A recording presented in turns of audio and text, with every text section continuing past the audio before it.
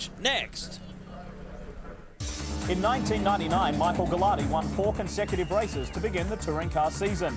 He would go on to win the 3rd of his 5 World Challenge Championships. Bill Auberlin's current winning streak started last year in Puerto Rico to cap off his own title run. The Californian then started 04 with resounding wins at Sebring and Lime Rock.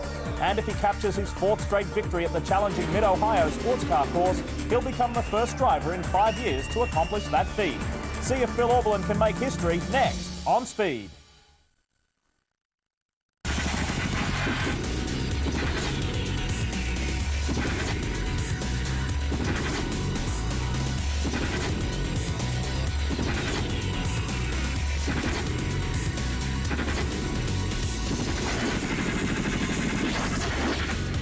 It's round 3 of 10, and already defending champion Bill Auberlin looks unstoppable. But Mid-Ohio always throws a curveball, and today the opposition could turn against BMW's best. This is the SCCA Speed World Challenge Touring Car Championship. Hello everyone, I'm Lee Diffie along with our road racing analyst Dorsey Schrader, and welcome to round 3 of the Speed Touring Car Championship here at Mid-Ohio. Dorsey, if you look at it over the years, this has been a track that's been very fair to the manufacturers as far as sharing the wins around. There was a break in 2000 and 2001, but the past couple of years, BMW, Acura, they've won. Do you agree with that statement? Yeah, because you have 2 long straightaways here at Mid-Ohio. That favors high horsepower cars, but there's enough hill and dale and twisty bits. It equalizes it all out, and we'll get to that a little bit further down the road in the track map. Now, what about this championship so far? 2 races, 2 very dominating performances and wins by Bill Auberlin. Is it too late? Has the horse bolted? No, I don't think it has at all, because each time he wins, he gets 75 pounds added to his car weight as reward weight. He's won twice. He's got 150 pounds of weight, and that weight around Mid-Ohio, it's going to hurt him. Well, let's hear from the man himself and his thoughts on defending his championship. Is it likely? I don't know. We're carrying a lot of weight already. We have a tiny little restrictor that they threw on us, which will slow us down. It's going to be very tough. I wish I was at Sears Point. I'd feel a lot more confident. We struggled here last year. We're kind of struggling here this year. But when the green flag drops, I'm just going to put my foot down and we're going to hope for the best. 2 rounds down, a long way to go. Let's have a look at the points so far. And that man there with the number 1 plate is doing very well. With the 2 wins and his bonus points, he has a very healthy 20-point lead over Swede Nick Jonsson. James Safronis, his Techmark Autosport teammate, doing very well. It's so tight, though, from Jonsson back to 7th place. Peter Cunningham, only 10 points separating those guys. And you see young Matt Plum there, last year's Rookie of the Year, doing very well in 6th. Time to go down to the grid, though, and Calvin Fish with our Air Force Reserve pole interview. Well, Lee, since our 2003 Rookie of the Year, Matt Plum switched from the Acura RSX to this TSX following round 1, his speed has just been sensational. He qualified on the front row at Lime Rock Park in round 2, and here today at Mid-Ohio, he sits on the pole for the first time in his career. And Matt, congratulations, but that first lap at Lime Rock wasn't a smooth one. What do you need to do today to correct things? Well, I just need to stay in front. You know, unfortunately, around this track, the 2 passing zones are at the end of a big, long straightaway, and you know, the BMWs have a little bit of an advantage, top speed. So if I'm going to have a go at it, I need to keep them behind me, get a little bit of a leg on them through the switchbacks through here, and try to keep them behind me in the passing zones. But I think this Acura TSX will do its job. Okay, Matt, good luck. It should be a fascinating battle out there today, and Matt is going to try and emulate what his brother did here some 6 years ago and win a victory here today at Mid-Ohio, Lee. Great young guy. We wish him all the best. Dorsey, they call this track America's most challenging. Tell us how to get around it the best. Well, the 2 long straightaways are good for passing zones, no question about that, but there's a lot of twisty bits involved here, particularly off the back straightaway. You go into what they call madness. The S is back there, Thunder Valley. All of that is premium on handling. A very, very tight racetrack. It's a tricky technical racetrack to drive. A lot of people are very excited about the mixed-up grid that we have here today at Mid-Ohio. It should be a fabulous race. When we return from the commercial break, we'll show you the grid and go racing. Round 3 of the World Challenge next. Speed Channel's coverage of the Speed Touring Car Championship is brought to you by Toyo Tires, driven to perform. Welcome back to round 3 of the series. Time to take a look at the starting grid. Let's introduce you to the lineup. You've already heard from our Air Force Reserve pole sitter. That is Matt Plum for real-time racing in the Acura. It's a BMW for Techmark Autosport. Nick Jonsson, who is zeroing in on the championship leader. This could be Jonsson's day. Peter Cunningham, he was very strong here last year in the Nissan, and he shares the second row with points leader and reigning champion Bill Oberlin. Back to row 3, Pierre Klein-Ubing. What can he come up with today? I'm sure he will not like being outgunned by his younger teammate in qualifying, and a great effort by Shauna Marinis in the first of the Tri-Point Mazdas. Her teammate, Jeff Altenberg, shares the 4th row with the second Techmark Autosport BMW of James Sofronis, the man who got his first podium down there in Sebring earlier in the year. Justin Marks, he's been quick this weekend, and so too has Bob Stretch. Fresh engine in that car, and he's doing well. We'll talk more about that later as we wind through the rest of the grid, but great to see the Tri-Point Mazdas back up there. Yeah, the Mazdas that looked like they didn't have the speed last week have come up with something. They're running really well here. Shauna Marinis, a great job out qualifying her teammate, Jeff Altenberg. So she'll put on a good show today, I'm sure. Just under 40 cars here at Mid-Ohio. Big field. We should congratulate Dino Crescentini from Turner Motorsport. He was the highest qualifying rookie in the field and has been enjoying a pretty positive season so far. 27 laps or 50 minutes, whichever comes first. Let's get it back down to Calvin for a last-minute update. What do you have for us, Cal? Well, Lee, one of the unique characteristics of this racetrack are these concrete patches through the middle of all of the corners. And over the years with the settling during the long winter months, really got a little bit bumpy. So the track went to work in the off-season, brought in a grinder and really tried to smooth out the racetrack, which they certainly did. But the consequences of that are these tiny grooves that have been left in those concrete patches. And they really have like a razor-edge tooth to the edge of them. And it really creates a big problem for tire wear. So if any of these guys have a big imbalance in the car, particularly understeer, that's really going to eat away at those tires. Thanks, Cal, and we will keep an eye out for that. We've got several onboard cameras, as always, for you. We ride on board the Mazda Protege with Chip Herr. Starts 18th. Look out for Chip. He's a quick young driver, and we'll see if he can make his way through the field. This Mazda's a little further up in the lineup, and Jeff Altenberg starting from 7th always gives us good onboard shots. A couple more for you on board the Team RTR Nissan Sentra. Peter Cunningham. And one more onboard shot for you. On the front row, Nick Johnson. Beautiful looking BMW. It's very fast, beautifully turned out. And this guy is a very, very handy driver. Could be his day. Could be win number 1 in his Speed World Challenge career. We will find out. It's pole sitter Matt Plum on the right of your screen and Johnson on the left. And the pressure's on young Matt Plum. I'll tell you what, they haven't got a lot of data with this new surface on the racetrack. Everybody realizes that tire wear is an issue, no question about it. And I think someone would be smart right now to be on a tire conservation issue. I mean, you just can burn them down too easy, too fast right now. You might like to point out those concrete patches that Calvin was talking about when we get going. Well, this place has always been notoriously very slippery on the concrete. We'll see them here shortly. Starting to build up. We've got a clear grid at the back. Things are taking shape. There's the green flag. Moments away from the start of round 3, the Speed Touring Car Championship. Bill Oberlin, can he respond after qualifying 4th? What can Matt Plum do? And Nick Johnson jumps from the line. The Techmark Autosport BMW, great launch. Johnson with a great jump, no question about it, takes the lead handily.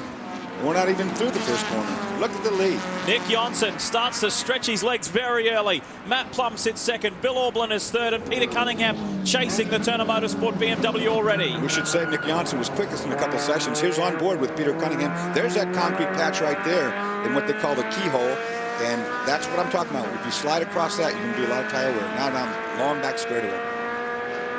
Cunningham had a very dynamic drive last year, coming from well back in the pack. Coming all the way up into the top 10. Now he puts pressure on Bill Oberlin, but not quite close enough in the braking zone. And you saw right there that Cunningham had more top speed than Oberlin did, and it's at probably that 150 pounds. It's slowing that BMW. We got some bumping and grinding. That was Justin Marks and Bob Stretch by the look of it. Yeah, it was. And James Sofronis is in the mix there as well. So too James Clay. These boys in BMWs are at it hard early. This is what we expect, too. It's this kind of competition. Door handle to door handle, bumping and grinding through here. Now on the inside, Justin Marks. Good move, side by side with Bob Stretch. You got to watch it right there because you get very light over the top of that hill. And you see him bumping there. Woo. These guys are into it on the opening lap. There's still a long way to go. Stretch has got the better line through there, they though. hit again. They just hit right there. That's turn 13, and you don't want to be fooling around in there bumping on you. A little difficult to pick up who that is. There's 2 of the Bimmer World cars. It's either James Clay first or Matt Richmond with them, but those guys are having a strong weekend also. Wow, what about Bob Stretch? Yeah. Justin Marks hammering each other on the opening lap. It's not over with yet. They're still going at it. through turn 1. It's Johnson who leads from Plum, from Orblin and Cunningham. It hasn't changed up front, but this is where the action is early. They'd be smart, right? Look, side by side again and trying to get inside. Be smart to do this in the straightaway, not in the corners. Don't go side by side through all these corners. It's slowing you down. The lead guys are going away. Justin Marks should be able to get a run on Bob Stretch here. He's tucked up nice and close. Yep, and those BMWs open a big wall of air too. Let me tell you, it's going to help him. Up front, it's Johnson in the blue BMW leading. And look at the defensive line from Bill Orblin. Remember what Dorsey said at the top of the show. That car is carrying 150 pounds of rewards weight. So things are a little tougher for Bill Orblin this weekend. That 150 pounds also is going to play into the wear and tear of those tires across that new rough abrasive surface. You ride with Peter Cunningham in the Nissan Sentra, and there is the real-time racing Acura TSX of Pierre Klein-Newbing all over the back of Cunningham. That's what you expect out of Pierre Klein-Newbing. He's going to be a pain for Petey, no question about it. He's going to be back there trying to do anything he can to get up. Of course, this Brazilian wasn't particularly happy with his qualifying. He's not used to starting that far back. He said, I simply made 2 mistakes. He said, I set my fastest lap on about the 6th or 7th lap out there, and that just wasn't good enough. He said, I should have capitalized, I should have done better, but still, it wasn't a bad qualifying spot, but he's got some work to do. It's Johnson, Plum, Orblin, and Cunningham, the top 4. Johnson picked up his first Speed World Challenge podium at the previous round at Lime Rock. He was delighted with that effort. He came so close so many times last year, but problems struck. But I can tell you that this Techmark Autosport team really have their act together this year. Yeah, you and I were out the other day just looking at a practice session, and Johnson definitely one of the quicker segment times through that real twisty area I talk about. So the handling on the BMW, no question about it, is good. Jeff Altenberg further back has got past his teammate Shauna Marinis, and he sits 6th, lining up behind Pierre Klein-Newbing. So he's 2 cars back from where we sit now. Look at the straightaway speed. Petey Cunningham get good run right now in Oberlin. Going to work to the inside and should be able to take this position. In fact, he is right now. Now it's a braking duel. Inside, has he got enough? Orblin will run side by side with him through this section. Yeah, and it's going to be his advantage at the top of this hill. And look behind him. Klein-Newbing's going to be involved in this in a second. But now Cunningham has the inside run for the next right-hander, but I don't think he's close enough. He's not. Orblin holds the higher ground. Well, that's exactly what Mid-Ohio is about. You see, oh, look at that. A little kiss there from Pierre. Not done with that yet either. Good close racing in the opening laps of the Speed Touring Car Championship. If you bump a guy right there just a little bit and loosen him up, you can pass him so easily up the straightaway. That's what Pierre was trying to do to Peter. And it's not just bumping a guy, it's bumping his boss. That's true, too. The TSX has performed beautifully so far. This is only its 3rd race. Whoa, look at Klein-Newbing all over the back of Cunningham, and Altenberg's lining up for a shot as well. I hope he knows how much our camera's worth and get him messing around with that camera. Another lap down, and Nick Johnson has about a 2nd margin over Matt Plum in the sister Acura TSX for real-time racing. As we take a look from Jeff Altenberg's Mazda, the battle continues up front. We'll return in just a moment.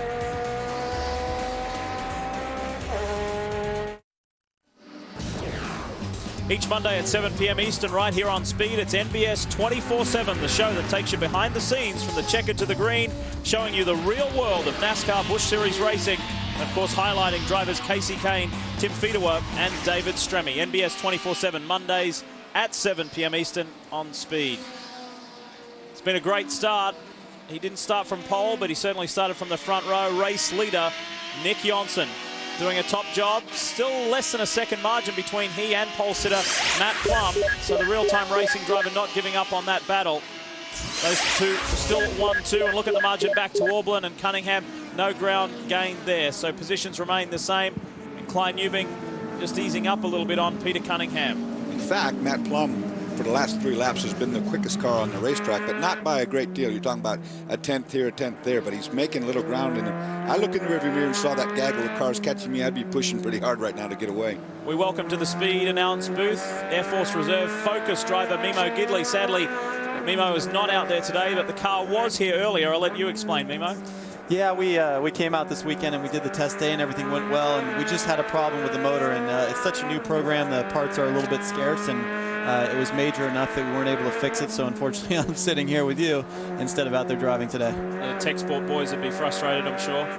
Yeah, they're real frustrated because it's a good group and they're really focused on winning and racing and making this car faster and getting it to the front, and every chance we lose running it, that just takes us a little longer to get it up there.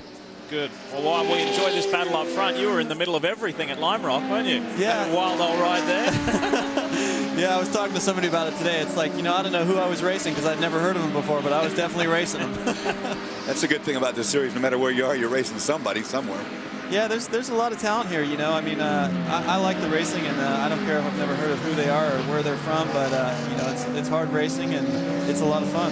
Initial thoughts, is the Focus competitive? Will it be competitive enough over time?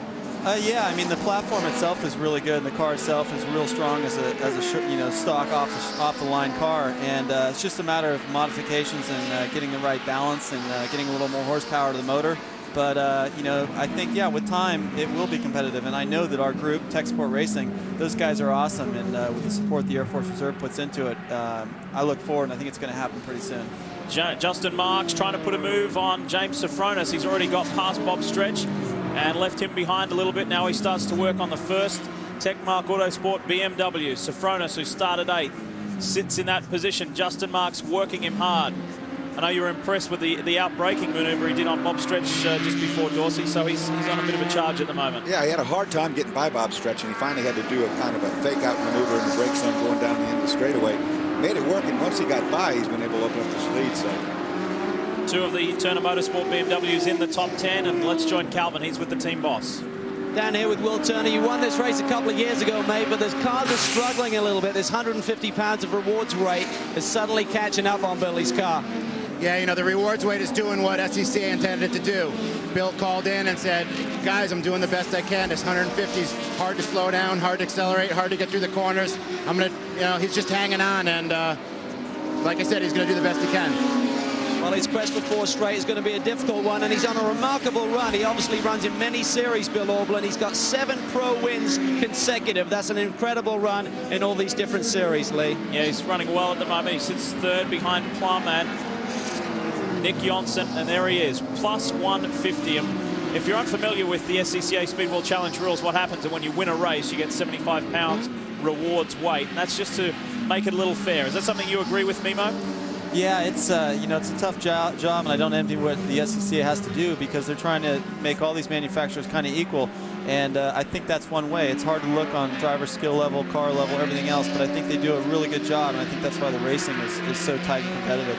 Bill hit the nail on the head when he said, you know, it's not just the acceleration or the cornering speed, it's everything. It takes longer to slow down, it takes longer to get it back up to speed. Cornering speed isn't as good as it might have been, so 150 pounds to a street car doesn't seem like much, but when you've got it in race trim like that, it's a lot of weight. Look at this, we're starting to see some margins reduced, and I'm talking about Aublin on Plum and Plum also on Johnson. This is good. Top 3 starting to tighten up nicely, and Cunningham for some reason is being left behind just slightly in the Nissan. So Cunningham with some work to do. Klein Newbing back there in 5th. Then it's Altenberg and Marinus, and we wish Shauna Marinus a happy birthday for today. Wouldn't that be great for her to get up there on the podium and have a great finish on her birthday?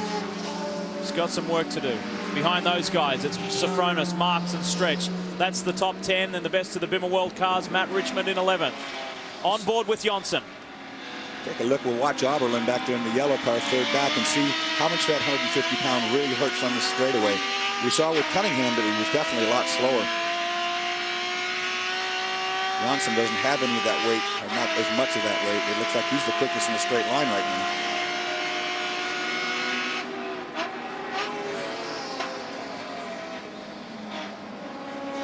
For a new car, the TSX is performing pretty well. Yeah, it is, and you know, this track, I think a lot of front drives are doing pretty good here because you move around a lot of weight in a lot of the corners, and that's hard on the rear tires, especially as the race goes on. So I think Plum might be looking pretty good as the race goes on here. Last year, Matt Plum was in a BMW. He won the Rookie of the Year title. Now in that Acura TSX for the highly regarded real-time racing team, and he's got a fight on his hands here. Johnson ahead, and he's got the reigning champion right on his bumper now. The TSX should be good through this section right here. I mean, that's the handling portion of this racetrack. The straightaway speed, a little bit maybe in doubt. Look at here, look. Wow. You don't want to get up in there. That 150 pounds, Bill Aublin may have his hands full, but he's still pushing that Turner Motorsport BMW beautifully. And Matt Plum now has a real fight on his hands. I think this tire wear issue is something we're going to see later in the race. Who's wearing out what, at what rate. You know, I would think that TSX might have the advantage in longevity here. It looks like Plum, the TSX, is kind of washing wide on the corners a little bit. Maybe his front tires are actually going off a little. I noticed attitude coming off the corner is a little wide. He might have a little understeer, whereas Oberlin is definitely a tighter apex and it will accelerate a little harder coming off the corners. We have got a great fight up front, not quite halfway. 27 laps or 50 minutes, whichever comes first. No yellows yet. It's been great, fast green flag racing here at Mid-Ohio for the third round of the Speed World Challenge. Can Nick Johnson hang on? First podium at Lime Rock. Is today to be his first win? We'll find out when we return.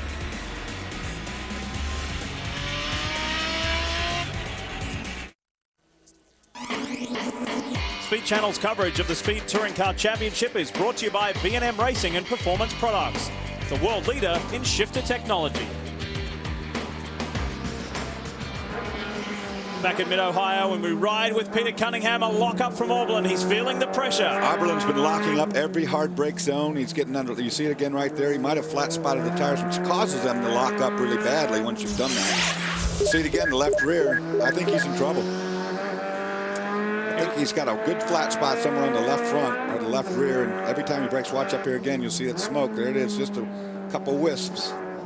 But it'll come to the flat spot and it'll stop on it every single time until you blow the tire out if you're not careful. Even though Will Turner won here several years ago, I guess that will counter this argument. But Oberlin was telling me that he feels a little frustrated. This is just one of the tracks that they can't find an ideal setup. And it's very frustrating to him. Look right there. Look, see it? Locked up again. It's either tire or oil smoke, but I think it's tire. Petey Cunningham, who we're riding on board with, sees that. He'll want to stick his nose right up in every braking zone and really make him push that brake pedal down hard and lock that tire up. 20 laps down now, just 7 to run here in Mid-Ohio. And it's Matt Plum who leads by about 2 seconds. The youngster, last year's Rookie of the Year, is now stretching his legs in the Acura TSX over Nick Johnson. Take a look here and see if it is brake. I don't think that is brake. You know what I think? When he gets on the brakes, I think he's got an oil leak. But take a look from Peter's car, looking straight at him when he gets to the end of the brake zone down here. We know Cunningham's got more top speed, so he'll close in right here. And when he gets down here, watch for the smoke. I don't think it is brakes now. I think it's dumping oil out of something and getting on the headers. You see it right here. Listen to that. Peter's on the rev limiter in top gear. Oh, look how tight it is here. Cunningham versus Oberlin. Back into madness again. You ride with the 4th place Nissan Sentra of Peter Cunningham. See the smoke still right there. Peter really pushing hard now, trying to get Oberlin to make a mistake. Lock the tire, do anything. But that rev limiter we hit in top gear, that means, oh, look at the smoke yellow out of that. The body work on the tire? He's got a problem there. Yeah, it's either tire rub or something, but it's not a normal situation for sure. Major tire rub, isn't it? Whenever that side gets loaded up, a little bit of damage to the rear of Oberlin's car. So someone's got into it, whether it was Cunningham earlier. No, but there's just a slight damage to the bumper, nothing major.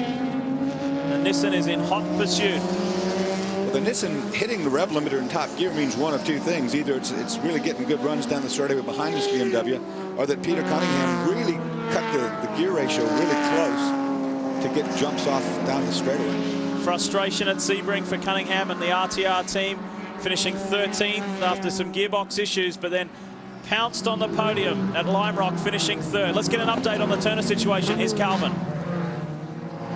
Well, I'm unsure right now what's going down there at Turner, but certainly down at Matt Plum's pit, there's a lot of action, a lot of activity, and an interesting spectator here is Hugh Plum. Hugh, your younger brother, leading one of these events. Can he handle the pressure? How cool is he under this sort of fire? He's very cool. How, I don't know, after me chasing him around for 32 years.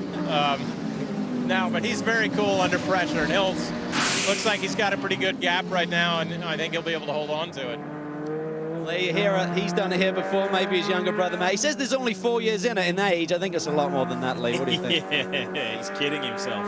In the meantime, look at this. Peter Cunningham finally got by. So Cunningham moves into the top 3, and Oberlin begins the chase, and Klein Newbing just hanging back there in 5th. He's still only 3.5 seconds out of the lead, so there's nothing in it at the moment. He won't be hanging there very long, I guarantee you that. He saw his boss, Peter, go by Oberlin. Oberlin, I think, something wrong with that car. I just don't think it's up to snuff right now. guys blew by there past the four-door Focus. That's Leo Capaldi. You saw Leo give everybody wave hand-by signals, go on by me. He realized he's getting lapped. He realized these are the lead cars, and he said, okay, I'm not going to mess your deal up. Come on through. As a driver, you love to see those guys work with you. Johnson stepped it up by a few tenths of a second, so the margin's now just over 1 second. It was almost 2 seconds last time around, so Nick Johnson is not giving up on his first World Challenge victory. But this guy wants his as well. He's finished second before, never on the top step of the podium in World Challenge racing. This could be Matt Plum's day. Plum with a little tire smoke getting into the keyhole there. You saw he locked the brakes up just a little bit. That just shows you how hard he's getting pushed right now. 5 to go, 5 laps that is to go here at Mid-Ohio. And Matt Plum, last year's Rookie of the Year, leads the way.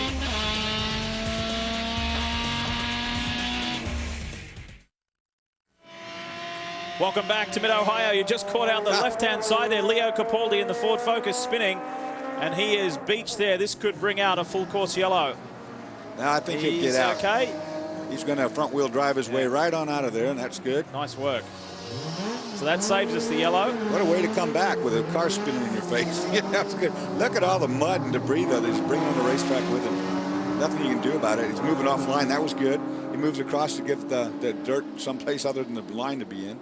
That was James Safronis that came through right at that section there. Capaldi stays well out of the way. Good driving. Yeah, absolutely. Heads up driving by him. Here's the replay. Tail end of it. Well, he was way too far off to the outside of the racetrack, so either missed his apex, got in too hot. Watch it up in front of you.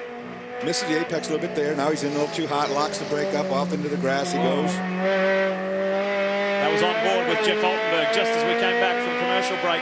And Altenberg in the Tri-Point Mazda, he sits sixth ahead of his teammate Shauna Marinis in seventh. There's not much between those guys. Nick Johnson putting the pressure on now, really putting pressure on late stages of this race, trying to mount an attack here for Plum.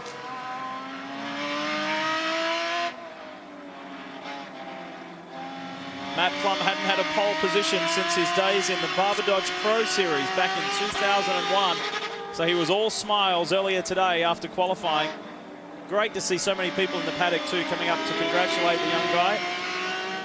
But now the pressure is on like it has not been before. Johnson really starting to turn it up after that freak engine blip earlier in the race that gave Plum the opportunity to get around Nick Johnson, but the BMW is hounding him now. Yeah, he's pouncing now. He's all over the back of him. You see him in the brake zones being very aggressive. Both these guys now locking up the brakes just a little bit on the entrance.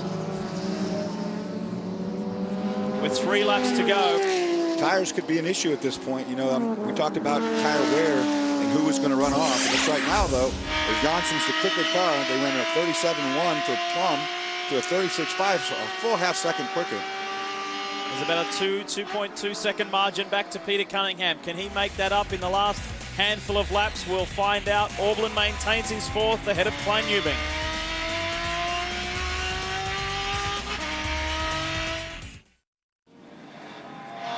Back at Mid-Ohio, Lee Diffie, Dorsey Schrader here with Calvin Fish in the pits. And you ride with Nick Johnson in the second place. They see the white flag. 1 to go here at Mid-Ohio. Well, for Matt Plum, if he does not make a mistake, that deficit right there is almost too much to hope to make up in that one lap. However, I'll tell you what, Nick Johnson has got the best shot coming up around the corner up here. He's faster in the straightaway by just a little bit, but I don't think he's going to be close enough to make a bold move in brake zone. Like I said before, there's some lap cars, or about to be lap cars right in front of him, that could play out on this last half a lap. Real-time racing, their last victory came at Road Atlanta, second time around, late last year at the Petit Le Mans weekend. And for Matt Plum to give them their first win of the 2004 season, that would be brilliant. Look at the traffic now as Aublin gets past Osborne. Jim visited one of the local hospitals here. Of course, he regularly carries the T.C. Thompson's Children's Hospital on the side of his car, and he and Stu Hayner visited one of the local hospitals here, giving some sick young kids a bit of a thrill and a buzz. earlier this week, signing autographs and telling them all about Speed World Challenge racing. So very generous of those guys. Meanwhile, we get back to the battle at the front, and Plum looks like he's got this one. His first win not far away. 3 corners to go, and there's no real good passing area anywhere up here. So I think Plum is, in fact, going to get this.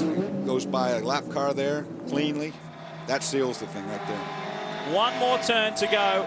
His brother did it back in 1998, and now last year's Rookie of the Year, Matt Plum, a rookie no more, and he's a winner in Speed World Challenge Touring Car Racing. Well done, Matt Plum, in real time. Terrific stuff, and that's the first victory for the new Acura TSX. Johnson comes in second. Cunningham, back-to-back third places for the Nissan Sentra. But it's all about young Matt Plum today at Mid-Ohio. Bill Oberlin will be glad that this day is over. This is not one of his more memorable races. Tough one for the points leader, and that'll make things interesting as far as the points standings after round 3. There's the real-time boys celebrating down in pit lane. And look at that. Peter Cunningham, the man behind Real-Time Racing and RTR, thrilled for his young charger, and we'll hear from him when we return. Speed Channel's coverage of the Speed Touring Car Championship is brought to you by Toyo Tires, driven to perform.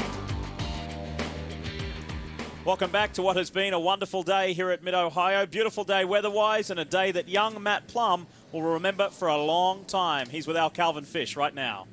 Well, Matt Plum, after being jumped at the start, finally came through and scored that first victory. That was a superb drive. How did it feel? That was fantastic. Yeah, and like you said, Nick got a great jump on the start, which is not what I wanted, being that, you know, all the passing zones are all down at the end of those long straights, and I knew that if he got ahead, it was going to be tough to out horsepower him down in there. So luckily, I think he missed a shift or something going into one of those back corners, and I got by and managed to hold him off for the rest of the race. But you know, the guys at Acura, Real Time, Peter Cunningham, and all the crew, they just put together such amazing race cars that it makes my job a whole lot easier. You certainly did a great job. I hope it's the first of many. Thank you very much. Definitely a worthy winner, and it was Acura, BMW, and Nissan. We need to highlight, too, our B&M Whole Shot Award winner, and that went to Fred Pignataro, coming from 22nd to 15th. And also congratulations to Peter Zwartzot. He wins the Sunoco Hard Charger Award, coming from 36th to 18th from start to finish, and Chip Herr, the best finishing rookie, in 13th position. Great job. Let's hear from our second place driver, Nick Johnson. He's with Cal. Well, for the second race in succession is Nick Johnson finishing in the runner-up position. And Nick, you got a great jump at the start, had the lead. What happened over there in the S's with the bobble? Yeah, as you said, I had a great start. I kind of felt like, back in my go-kart days. It was an awesome start. And then I basically, ran as fast as I needed to kind of try to keep Matt behind. I mean, he obviously put a lot of pressure, and he was a little bit faster than me over at Madness. I was a little bit faster than him coming off Madness, and also a little faster through one and the keyhole. That lap, I don't want to take anything away from him because he did an awesome job. But my motor just died down there for about 3 seconds. I had to recycle the pumps and ignition to get it going again. So I almost, lost both Bill and PD as well. But fortunately enough, I got the car fired again. And we had the same problem in Lime Rock in practice. The engine just shut down for us, and we haven't figured out what the problem was. All right, Nick. Well, a great run, another podium finish, and it closes the gap on Billy Oberlin in points, Lee. Cal, speaking of points, Oberlin came into this with a 20-point lead. That's now been slashed to 14, and Plum leapfrogs his way into 3. Now let's catch up with the third-place man, Peter Cunningham. Well, another man on a second podium in a row is P.D. Cunningham, and P.D. had a great battle there with Billy Oberlin, really trading some pain, it looked like. We had a great race. Bill was fast right off the line, and we just kind of rode around in that order for a while, but got alongside him a couple times, and then late in the race, traffic helped me out a little bit, and we were able to make it by and then make it stick. So another third place for Team RTR in the Sentra. Got to hand it to these guys working so hard. This is tough, but a lot of different cars out there that you got to try to get around, and this Nissan did a pretty good job today. PD, great run, and he's certainly happy about his boy Matt Plum winning with the real-time boys, Lee. Yeah, and Cunningham going from 7th to 4th, so he's in good shape. Dorsey, final thoughts just quickly. Well, the reward weights are really starting to rear their ugly head right now. We're going to see this whole field tighten up. We go from Mid-Ohio to California. Infineon Raceway is the next round of the Speed World Challenge Touring Car Championship. We look forward to that. On behalf of Calvin Fish and Dorsey Schrader, I'm Lee Diffie. Thanks for joining us here on Speed and watching the World Challenge. We'll see you next in California.